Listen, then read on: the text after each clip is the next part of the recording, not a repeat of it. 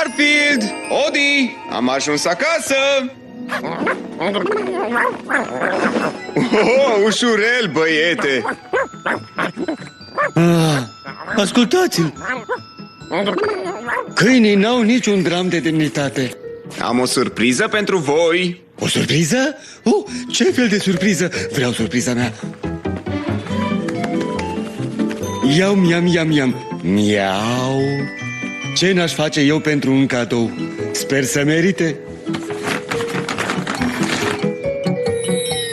Am zis că v-ar prinde bine puțină ferchezuială înainte de consultul lunar la Liz. M-am umilit pentru o chestie de țesălat? Cine vrea să o încerce primul? Garfield? Tu încearcă. Nimeni nu atinge plana asta în afară de stilistul meu.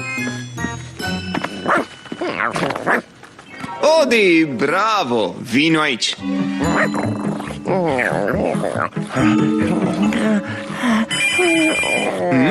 Așteaptă puțin, Odi.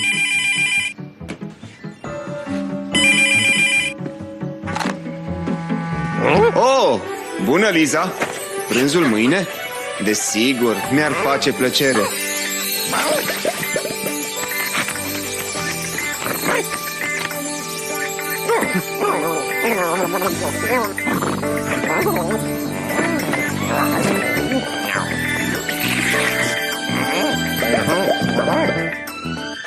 Odi! Odi! Iuhu! Odi!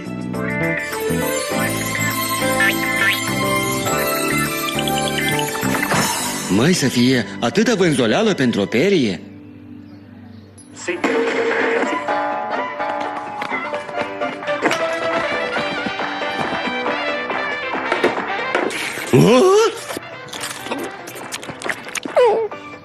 Ești un cățeluș trist și ciudat, Odi. Hei, Odi, vrei să joci lovește câinile cu mine?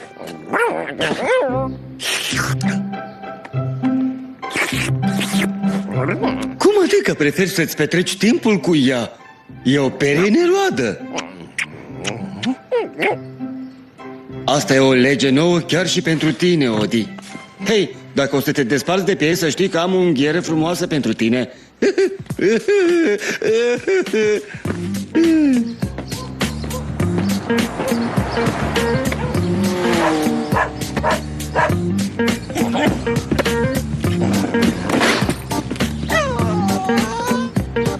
Hei, prieten, ce mai faceți? Fă-mi o favoare și aruncă peria asta aiurită înainte să te vadă. Refuz să fiu bătaie de joc a întregului cartier, înțelegi? Bună, Garfield! Bună, Odi! Hei, Odi, e cumva o perie? A? Mai degrabă o iubită imaginară. Amintește-mi, te rog, de ce car mereu ursulețul ăla cu tine? Nu înțeleg la ce te referi?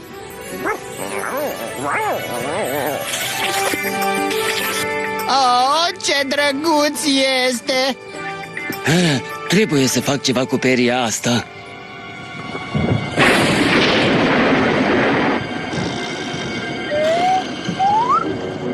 Iuhu, iuhu!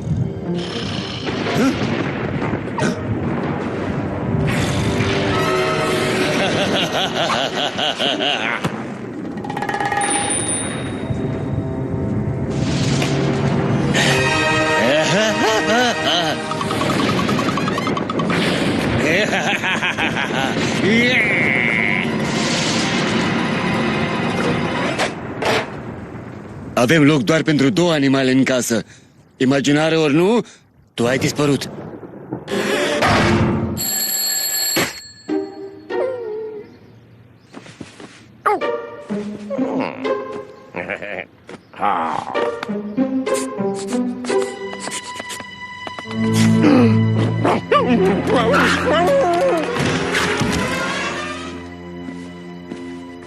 Câinii au o atenție similară cu a peștișorilor aurii. După o oră nu-și va aminti de peria aia, crede-mă. Oh, Firar, am întârziat! Liz îmi va face felul!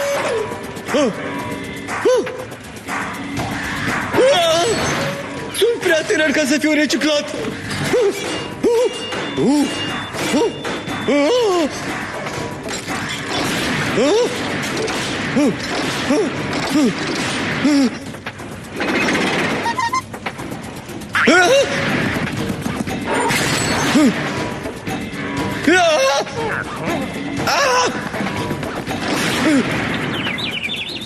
Au!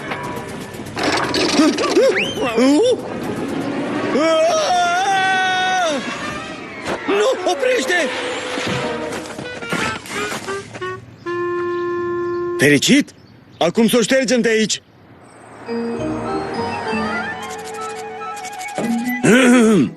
Aici erați. V-am căutat peste tot. Dezgustător. Mirosiți de parcă v-ați fi tăvălit printr-un container de gunoi.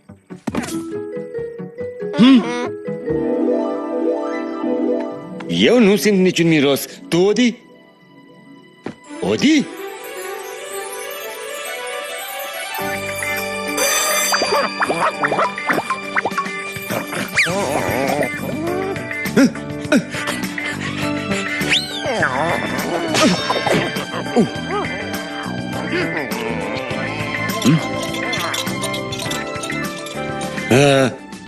Ești liberă în seara asta? Luăm cina împreună?